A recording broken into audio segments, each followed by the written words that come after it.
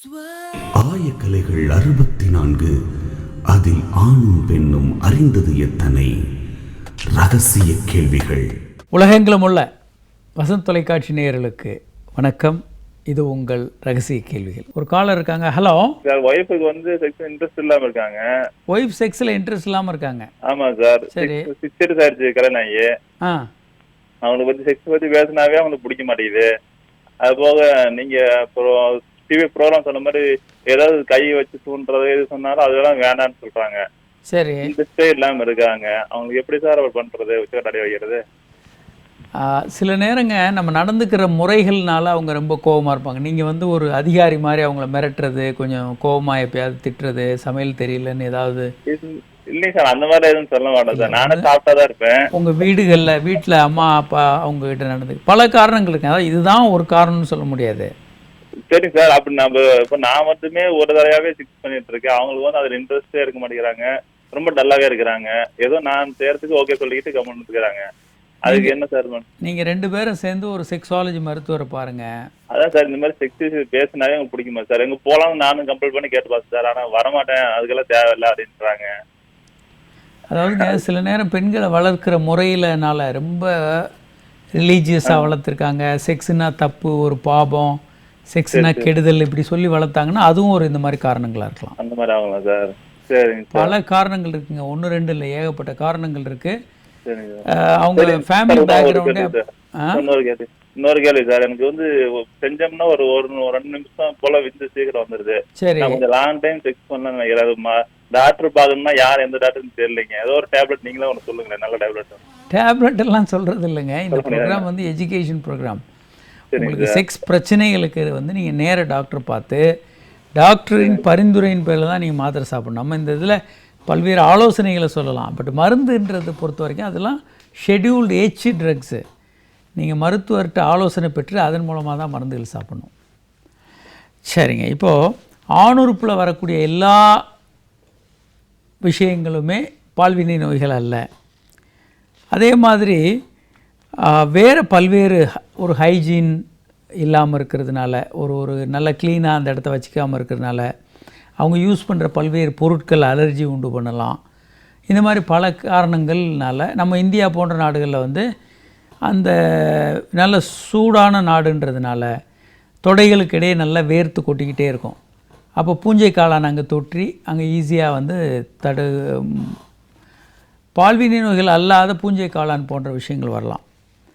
வேறு என்னென்ன காரணங்கள் இருக்குது அப்படின்னு பார்த்தா, சின்ன முடி வேர்க்கால்கள், அதில் வந்து கொப்பளங்கள் வரலாம். வேர்க்கால்களை பார்த்தே அது ஆபத்து பிரச்சனைன்னு நினைக்கிற ஆண்கள் இருக்காங்க. வேர்க்கால்களில் வரக்கூடிய கொப்பளங்கள் இருக்குது. அடுத்து ஃபாடிஸ்ன்னு ஒரு டிசீஸ் இருக்குது. இது வந்து எதனால் வருதுன்னு இன்னும் வரைக்கும் கண்டுபிடிக்கலை. பல நேரங்களில் இது வந்து ஒரு விதமான அலர்ஜினால் வருது, இல்லை வேறு பல காரணங்கள் அப்படி டென்ஷனால் வருதுன்னெலாம் சந்தேகப்படுறாங்க. பட் தெளிவாக இதுதான் இதுக்கு காரணம்னு இன்னும் கண்டறியப்படாத விஷயங்கள்லாம் இருக்குது. அதே மாதிரி ஆணுறுப்புடைய முனைப்பகுதியில் யூரின் வர்ற பகுதி வந்து சின்ன ஒரு பின் அளவுக்கு தான் இருக்கும். ஸோ அந்த மாதிரி இருக்கிறது ஒரு சிக்கல் தான். அது சில பேர் அது வந்து அது வியாதின்னு நினச்சிக்குவாங்க. அதே மாதிரி ஆணுறுப்பினுடைய முன்தோல் நல்லா இறுகி எளிமையாக பின்னால் போகாது, டைட்டாக வீங்கிரும். அந்த மாதிரிலாம் ஃபைமோசிஸ் போன்ற நோய்கள். ஹைப்போஸ்பாடியாசிஸ்ன்னு இருக்குது. ஆணுறுப்புடைய கீழ்ப்பகுதியில் ஒரு யூரின் போகிற துவாரம் கீழே இருக்கும். இது ஹைப்போஸ்பாடியாசிஸ். அதே மாதிரி விரைகள் வந்து இறங்காமல் இருக்கலாம், வயிற்றுலே இருக்கலாம்.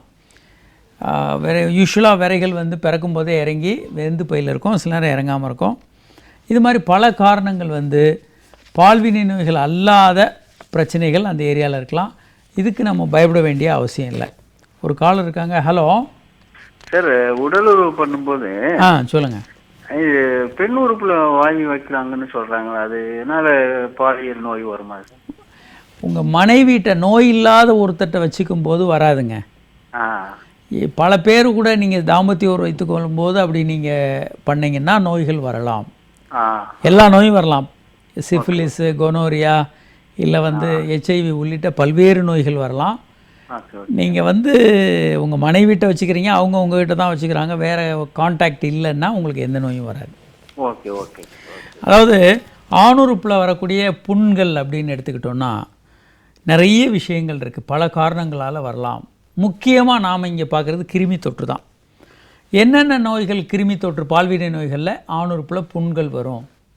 ஒன்று வந்து சிஃபிலிஸ் என்ற நோய் தான் ரொம்ப காமன். அடுத்து ஹெர்பிஸ் என்ற நோய் நம்ம ரொம்ப நிறைய முறை சொல்கிறோம். ஒரு வைரஸ் நோய். இது சின்ன சின்ன சின்ன சின்ன நீர்க்கொப்பளங்களாக வரும், பின்னால் வெடித்து அது புண்ணாகி அது வரும். ஒரு கால் இருக்காங்க. ஹலோ ஹலோ சார், வணக்கம் சார். வணக்கம். யார் எங்கேருந்து பேசுகிறீங்க சார்? சார் சிவகுமார் சார், சென்னையிலேருந்து பேசுகிறேன். சொல்லுங்கள் சிவகுமார். சார் உங்களுடைய நிகழ்ச்சி ரொம்ப அபாரமாக இருக்குது சார். தேங்க்யூ சிவகுமார், சொல்லுங்கள். நீங்கள் தொடரணும், இதை கண்டினியூ பண்ண நான் கேட்டுக்கிறேன். கண்டிப்பாக சிவகுமார். உங்களுக்கு ஏதாவது சந்தேகங்கள் இருக்கா? ஆமாம் சார், இருக்கு சார். சார் நாம் வந்து ஆணுரை அணிஞ்சி வந்து உறவு கொள்றோம்னு வச்சுங்களேன். சரிங்க. அதன் மூலம் எந்த நோயும் பரவாதுன்றது சொல்றாங்க. சரி, கன்ஃபார்மா சார்? நம்ம அந்த நேரத்தை முரட்டுத்தனமா எதுவும் நடந்துகிட்டு எதுவும் ஆகாது. ஆணுரை வந்து பாதுகாப்பானது தான். ஆணுரை இல்லாமல் இருக்கிறதுக்கு ஆணுரை அணிந்து பண்ணுறது பல மடங்கு பாதுகாப்பானது. 95% சேஃபு. ஆனால் ஆணுரை அணிந்தும் நிறைய பேருக்கு வியாதி வரும். எப்படின்னா, ஒன்று வந்து ஆணுரை வந்து எக்ஸ்பைரி ஆகிருக்கலாம், அதில் ஓட்டை இருக்கலாம், கிழிஞ்சிருக்கலாம், நீங்கள் செக்ஸ் பண்ணும்போது கிளியலாம். அடுத்து நாங்கள் பல பேரை பார்த்துருக்கோம், ஆணுரை அணிந்த பிறகு பெண்ணுறுப்பில் இருக்க திரவம் வந்து அல்லது பெண்ணுறுப்பில் இருக்கக்கூடிய அந்த புண்ணோ வேறு ஏதோ நோயோ ஆணுரை அணிந்த உங்களுடைய ஆணுறுப்பினுடைய உடம்போட அட்டாச் ஆகிருக்கலையே அந்த பேஸில் வந்து புண்ணு வரலாம், கொப்பளங்கள் வரலாம், நோய்கள் வரலாம். இந்த கேஸ் நிறைய நாங்கள் பார்த்துருக்கோம். ஆணுறுப்பு வந்து 100% சேஃப் அல்ல, 95-97% சேஃப். ஆணுறுப்பு அந்த நீங்கள் இது அது ரெண்டாவது அந்த உரையை கலற்றும் போது வர்ற பிரச்சனை பல விஷயங்கள் இருக்குது. ஆனால் ஆணுரை இல்லாமல் பண்ணுறதை விட ஆணுரையோடு பண்ணுறது பல மடங்கு நன்மை பயக்கும். சார் அப்போ இன்னொரு கேள்வி சொல்லுங்கள் சார். வந்து இந்த சுகர் வந்து ஒருத்தர் தன் மனைவி எப்போதும் போல திருப்திப்படுத்தி செக்ஸ் வாழ்க்கையில் தொடர்ந்து இருக்க முடியுமா? கண்டிப்பாக இருக்க முடியும். சுகரை நல்லா கண்ட்ரோல் பண்ணி நல்லா வச்சுக்கோங்க. இரண்டாவதாக நோய் வந்தாலும் சுகர்னால பிரச்சனை வந்தாலும் அதை சரி செய்ய கொள்ள முடியும். நல்ல அற்புதமான மருந்துகள் இருக்குது. இன்றைக்கி இருக்கிற அளவுக்கு மருந்துகள் உலகத்தில் என்றைக்குமே இருந்ததில்லை. அதனால் அற்புதமான மருந்துகள் இருக்குது. சுகரோட விரப்புத்தன்மை இல்லாமல் போனாலும் வயக்ரா போன்ற மாத்திரைகள் இருக்குது, சியாலிஸ், இந்த மாதிரி பல்வேறு மருந்துகள் மாத்திரைகள் இருக்குது, ஆணுறுப்பில் போடக்கூடிய இன்ஜெக்ஷன்ஸ் இருக்குது. அதை தவிர இப்போது ரொம்ப சிவியரான பிரச்சனை இருக்குது, இந்த மருந்துகள் எல்லாம் வேலை செய்யலைன்னா ஆணுறுப்பில் வைத்து அறுவை சிகிச்சை செய்யக்கூடிய பினைல் ப்ராஸ்தசிஸ் என்ற கருவி இருக்குது. அடுத்து ஷாக்வேவ் தெரப்பின்னு இருக்குது. ஷாக்வேவ் தெரப்பி நம்ம பல முறை இந்த நிகழ்ச்சியில் படமாக காட்டியிருக்கோம். இன்னும் தொடர்ந்து இந்த நிகழ்ச்சியை பாருங்கள், நம்ம அதை இன்னொரு முறையும் காட்டுறேன். ஷாக்வேவ் தெரப்பி வந்து ஒரு அற்புதமான இம்ப்ரூவ்மெண்ட்டு. நம்ம சர்க்கரை நோயாளிகளுக்கு மிகப்பெரிய புதிய இரத்த குழாய்களை உருவாக்கி ஆண்மை குறைவை போக்கும்.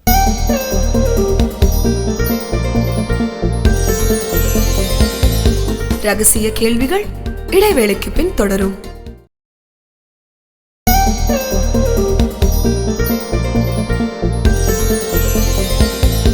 ரகசிய கேள்விகள் தொடர்கிறது. ஒரு காலர் இருக்காங்க. ஹலோ சார், இந்த பெண்ணுறுப்பை நாக்கு போடுறதுனால அவங்க ரொம்ப திருப்தி அடைகிறாங்க. தொடர்ந்து செய்யறதுனால ஒன்றும் கெடுதல் இல்லையே? எந்த கெடுதலும் வராது. பெண்கள் அப்படிதான் நீங்கள் உச்சகட்டத்துக்கு கொண்டு போக முடியும். அல்லது நீங்கள் கீழே படுத்து அவங்க மேலேருந்து செக்ஸ் பண்ணணும். கீழே ஒன்று நாக்கு வழியாக அந்த கிளைட்டோரஸை தூண்டுறதுனால தான் பெண்களை எளிமையாக நல்ல முறையில் உச்சகட்டத்துக்கு கொண்டு போகலாம். அது தொடர்ந்து செய்யறதுனால தப்பு இல்லை? எந்த விதமான தப்பு இல்லை, அது நல்லது. ஓகே, மனைவியோட நீங்கள் பண்ணும்போது நல்லது தான். இப்போ ஆணுறுப்பில் வரக்கூடிய புண்கள் அப்படின்றத பற்றி பேசிகிட்டு இருக்கோம். ஒன்று வந்து முக்கியமானது வந்து சிஃபிலிஸ் என்ற நோய். இதுதான் ஒரு காலத்தில் யூரோப் முழுமையாக இந்த நோயினால் பாதிக்கப்பட்டவங்க இருந்தாங்க. பெரிய பெரிய தலைவர்களுக்கெல்லாம் இந்த நோய் இருந்ததாக பல்வேறு வதந்திகள் போய்கிட்டு இருக்கிறது தெரியும். ஒரு காலத்தில் உலகம் முழுவதுமே இந்த நோய் இருந்தது. அதுவும் இந்த முதல் உலகப்போர், இரண்டாம் உலகப்போகிறப்போ இது உலகம் முழுவதும் பரவியதாக சொல்லுவாங்க. ஏன்னா ஒரு இடத்துலேருந்து இன்னொரு இடத்துக்கு எளிமையாக இந்த வார் டைமில் ஈஸியாக பரவிடும், சாதாரண டைமோட ரொம்ப அதிகமாக பரவும். அடுத்து வந்து ஹெர்பிஸ் சிம்ப்ளெக்ஸ்னு சின்ன சின்ன சின்ன கொப்பளங்கள் வந்து வெடித்து புண்ணாகி ஹெர்பிஸ் வரும். 3 லிம்போகிரானுலோமா வெனீரம் அப்படின்ற நோய் இருக்குது. ஷாங்க்ராய்டுன்னு அல்சர் இருக்குது. அடுத்து டொனோவானஸ். இந்த மாதிரியான நோய்களெல்லாம் ஆணுறுப்பில் புண்களை உண்டு பண்ணும். இதை தவிர ஆணுறுப்பில் வந்து பால்வினை நோய் அல்லாத புண்கள்னால் என்னென்ன புண்கள் இருக்கும், ஆனால் பால்வினை நோய் அல்ல, வேறு புண்கள். ஒன்று வந்து என்ன காரணம்னு தெரியாமலே புண்ணு இருக்கலாம் சில நேரங்களில், அல்லது டிபி போன்ற நோய்களால் புண்ணு வரலாம், அமீபியாசிஸ்னால் வரலாம். ஒரு காலர் இருக்காங்க. ஹலோ. ஹலோ, வணக்கம். யார் எங்கேருந்து பேசுகிறீங்க சார்? வணக்கம் சார், சென்னையிலேருந்து பேசுகிறேன். சொல்லுங்கள் சார். சார், எனக்கு பேபி பிறந்து ஒரு 4 month ஆகுது. சரி. இதுக்கடுத்து நான் ரெகுலராக செக்ஸ் பண்ணிக்க முடியுமா சார்? இப்போது பேபி 1 வருடம் ஆச்சா? இல்லை 4 month ஆகுது. 4 months ஆகுது. இனிமேல் நீங்கள் ரெகுலராக செக்ஸ் வச்சுக்கலாங்க. Okay sir. ஆனால் ஒரு காண்டம் மாதிரி ஏதாவது யூஸ் பண்ணுங்கள் நீங்கள். ஏன்னா அடுத்து கருத்தரிக்கிறதுக்கு வாய்ப்பு இருக்குது. நீங்கள் ஒரு 6 மாதம், சில பேருக்கு 1 வருடத்திலேயே வந்து 2வது கர்ப்பம் ஆகிறதுக்கு வாய்ப்பு இருக்குது. அதனால் ஒரு 3 வருடங்கள், 2 அல்லது 3 வருடங்கள் காண்டோம் அல்லது வேறு ஏதாவது ஒரு முறையை பயன்படுத்தி நீங்கள் தாம்பத்திய உறவு வச்சுக்கோங்க. கருத்தரிக்காமல் பார்த்துக்கோங்க. அது ரொம்ப ரொம்ப ரொம்ப அவசியமான ஒரு விஷயம். அந்த ஸ்பெர்ம் உள்ளே போகாமல் பண்ணலாம் இல்லையா? அது ஒரு சரியான முறை அல்லங்க. நீங்கள் அப்படி பண்ணுவீங்க, ஆனால் கருத்தரிக்கிறதுக்கு அதில் வாய்ப்பு இருக்குது. ஒரு காலர். ஹலோ சார், என் பேர் ராமச்சந்திரன். ராமச்சந்திரன், சொல்லுங்கள். இந்த பாலியல் பிரச்சனையில் விரைப்புத்தன்மை கம்மியாக இருக்கு. விரைப்புத்தன்மை கம்மியாக இருக்கு? ஆமாம். என்ன வயசாகுதுங்க உங்களுக்கு? வயசு 50. சர்க்கரை, ரத்த கொதிப்பு ஏதாவது பிரச்சனைகள் இருக்கா? இல்லை சார், எல்லாம் டெஸ்ட் பண்ணேன், ஸ்கேன் எல்லாம் போட்டு எல்லாம் டெஸ்ட் பண்ணேன், ஒன்றும் பிரச்சனை இல்லைன்ட்டாங்க. மனசில் பயம் இருந்தால் இருக்குமா? அதாவது பல்வேறு காரணங்கள் இருக்குங்க. மன அழுத்தம் உட்பட பல காரணங்கள் இருக்குது. பொதுவாக காரணம் எதுவாக இருந்தாலும், மன அழுத்தம் இருந்தால் செக்ஸில் பிரச்சனை வரும், ஹார்மோன்கள் குறைபாடு இருக்கலாம். அதாவது 40 வயதுக்கு மேலே ஒவ்வொரு வருஷமும் 0.2 mg/dL அளவுக்கு ஆண் ஹார்மோன் குறையும். சரி. அதை தவிர உங்களுக்கு இரத்த குழாய்கள், அதாவதுங்க நம்மளுடைய லைஃப் ஸ்டைல் இருக்கு இல்லையா, வாழ்க்கை முறையினால இரத்த குழாய்களில் கொழுப்பு படர்ந்துக்கிட்டே இருக்கும். இதனால ஹார்ட் அட்டாக் வரலாம், ஆணுறுப்பில் விரைப்புத்தன்மை குறையும், இந்த மாதிரி பிரச்சனைகள்லாம் வரலாம். இதை வந்து நம்ம வாழ்க்கை முறையை மாற்றுவதன் மூலமாக, நீங்கள் உங்களுக்கு ஒன்றும் பிரச்சனை இல்லைன்னு நினச்சிங்கன்னா உங்கள் வாழ்க்கை முறையை மாற்றுங்க. 4 முக்கியமான விஷயம். ஒன்று வந்து மனதில் அழுத்தம் இல்லாமல் பாருங்கள். வாழ்க்கை முறைகளை அமைதியாக, மன அழுத்தம் இல்லாமல் காமாக நீங்கள் வாழ்க்கையை எடுத்துகிட்டு போங்க. 1. 2வதாக உங்களுக்கு வந்து எக்ஸசைஸ் நல்லா பண்ணுங்கள். போதுமான அளவுக்கு எக்ஸசைஸ் பண்ணணும். 10,000 அடிகள் நடக்கணும் ஒரு நாளைக்கு. சரி சார். 3வதாக உணவில் வந்து நம்ம வாய்க்கு ருசியாக நிறைய சாப்பிட்டுக்கிட்டே இருக்கோம். மிக குறைந்த அளவு எண்ணெயில் வறுத்தது பொரித்ததெல்லாம் பார்க்கவே கூடாது. சரி. அதெல்லாம் சாப்பிடாம மிக குறைந்த அளவு, தேவைப்பட்ட அளவுக்கு பழங்கள், காய்கறிகள், குறைந்த அளவு உணவுகளை சாப்பிட்டாலே நம்ம வந்து நார்மலாக இருக்க முடியும். அதனால் இந்த வாழ்க்கை முறையை நீங்கள் மாற்றுறதுனால பெரிய அளவுக்கு பலனடைய முடியும். 1. இது தவிர இதிலெல்லாம் சரியாகலை அப்படின்னா கண்டிப்பாக நீங்கள் மருத்துவர்கிட்ட போய் குணப்படுத்திக்கங்க. மருத்துவர்கிட்ட மற்ற நோய்கள் ஜுரம் வந்தால் எப்படி டாக்டர்கிட்ட போகிறோமோ அது மாதிரி உங்களுக்கு விரைப்புத்தன்மை இல்லை, ஆண்மை குறைவு இருக்குன்னா கண்டிப்பாக மருத்துவர்கிட்ட போகலாம். இல்லை எந்த பிரச்சனையும் இல்லை. ஒரு காலர் இருக்காங்க. ஹலோ. கார்த்திக் சார், சிங்கப்பூர்லேருந்து. கார்த்திக், சொல்லுங்கள்.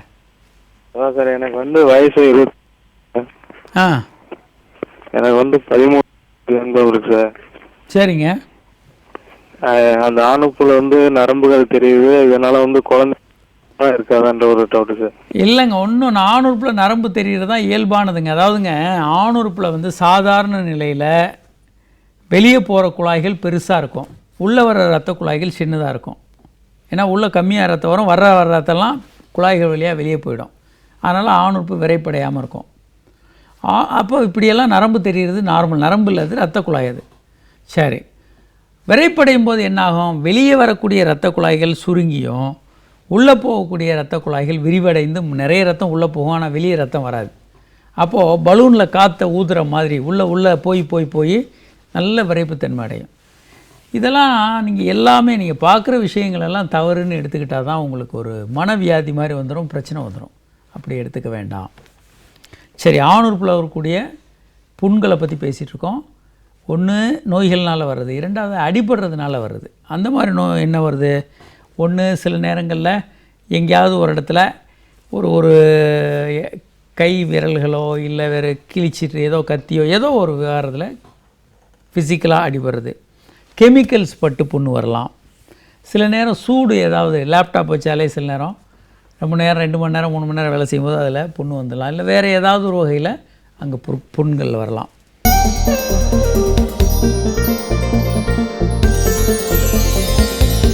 ரகசிய கேள்விகள் இடைவேளைக்கு பின் தொடரும்.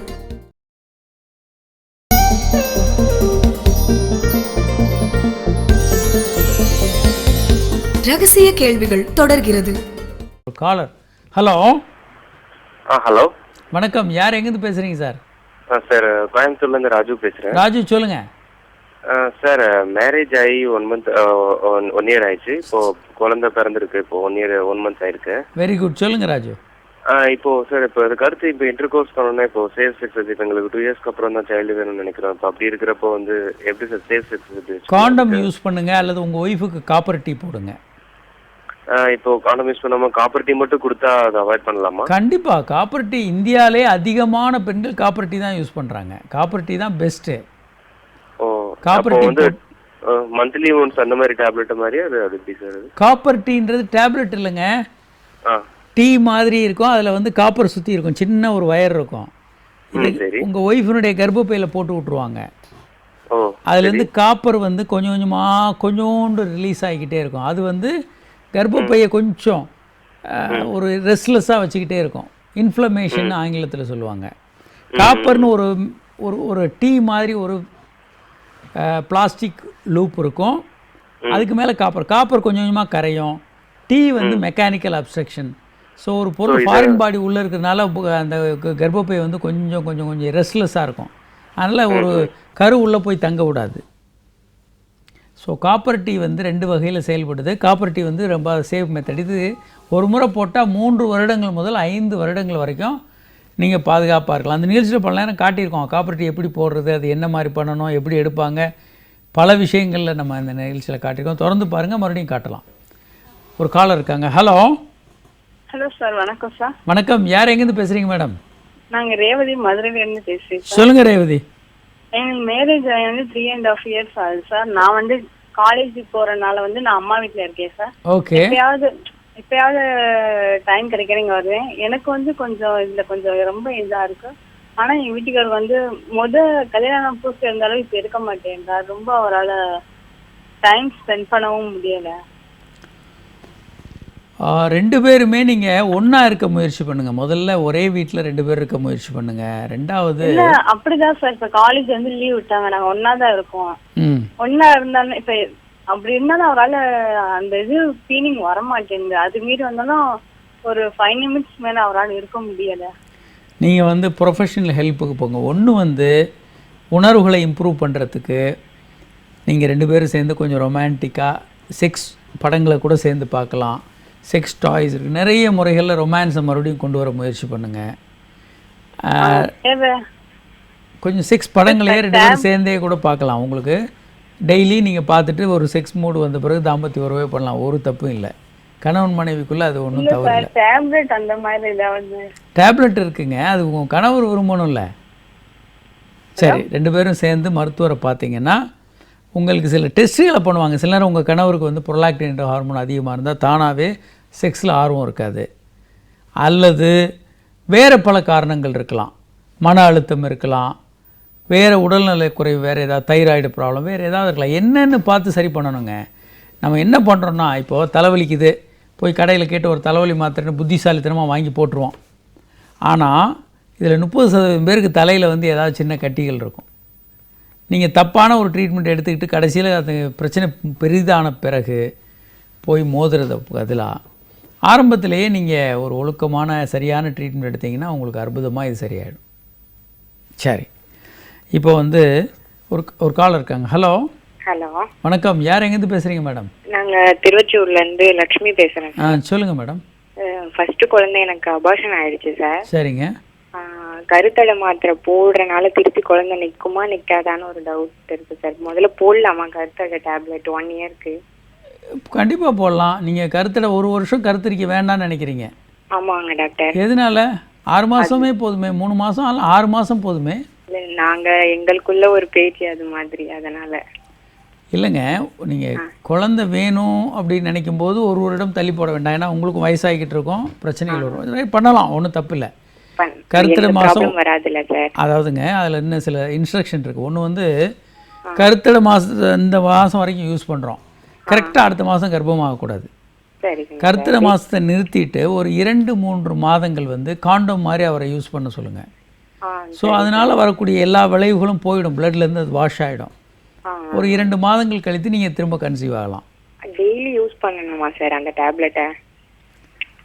கருத்தடை மாத்திரைகள் அதில் இன்ஸ்ட்ரக்ஷன் போட்டிருப்பாங்க, அந்த மாதிரி யூஸ் பண்ணணும். அதாவது சில முதல் மாதம் 2ஆவது தேதியிலேருந்து ஆரம்பிக்கணும். ஒவ்வொரு மாத்திரைக்கும் கொஞ்சம் வித்தியாசம் இருக்குது. முதல் மாதம் 2லேருந்து ஆரம்பிக்க சொல்லுவாங்க, ஒரு 22 வரைக்கும் போகும். அப்புறம் விட்டமின் மாத்திரைகள் இருக்கும். அடுத்த மாதத்துலேருந்து 5ஆம் தேதியிலேருந்து ஆரம்பிக்க சொல்லுவாங்க. அது முடிகிற வரைக்கும் ஒரு 20 மாத்திரைகள் 22 மாத்திரைகள் இருக்கும். அது முடிகிற ஒவ்வொரு மாத்திரையும் ஒரு விதமாக இருக்கும். எந்த ப்ராப்ளம் இருக்காதுல்ல சார்? ஒன்றும் பிரச்சனை இருக்கா, டெய்லி சாப்பிட்ணும். நீங்கள் அதில் என்ன கவனமாக இருக்கணும்னா, வாமிட்டிங் இருக்குது, லூஸ் மோஷன் இருக்குது அப்படின்னா சில நேரம் மாத்திரை நீங்கள் போட்டுருவீங்க, கொஞ்ச நேரத்தில் வாந்தியில் வெளியே வந்துடும், மாத்திரை வேலை செய்யாது, அது உங்களுக்கு சரியாக தெரியாது. லூஸ் மோஷன் இருக்கும்போதும் அது வந்து வயிற்றில் சேராமல் வெளியே வந்துடலாம். அந்த மாதிரி ஏதாவது ஒரு பிரச்சனை வந்திருந்தா கருத்தடை முறைகளோட மாத்திரையோட நீங்கள் காண்டம் மாதிரி ஏதாவது சேர்ந்து யூஸ் பண்ணணும். ஸோ இதெல்லாம் சில முக்கியமான விஷயங்களை நீங்கள் பார்க்கணும். ஸோ நம்ம இப்போ வந்து பல்வேறு விஷயங்களை பற்றி பேசிகிட்டு இருக்கோம். ஆணுறுப்பில் வரக்கூடிய கேன்சர் போன்ற அந்த விஷயங்கள் என்னென்ன வரலாம், நிறைய ஆணுறுப்பு பெண்ணுறுப்பில் வரக்கூடிய கேன்சர்ஸ் வந்து ஒரு புண்ணு மாதிரி வரலாம். இதை நம்ம வந்து ரொம்ப கவனமாக பார்க்கணும். இன்னும் நிறைய விஷயங்கள் இருக்குது, அதை தொடர்ந்து பேச போகிறோம். இன்று எங்களோட தொடர்பு கொள்ள இயலாத வாசகர்கள் உங்கள் கேள்வியில் எங்களுக்கு SMS மூலமாக அனுப்பலாம். 9841266666 என்ற எண்ணுக்கோ 94494444 என்ற எண்ணுக்கோ உங்கள் கேள்வியில் எங்களுக்கு SMSகளை அனுப்பலாம். அல்லது hi@drkamaraj.net என்ற மின்னஞ்சல் முகவரிக்கு உங்கள் கேள்வியில் எங்களுக்கு மின்னஞ்சல் அனுப்பலாம். மீண்டும் நாளை சந்திப்போம். வணக்கம்.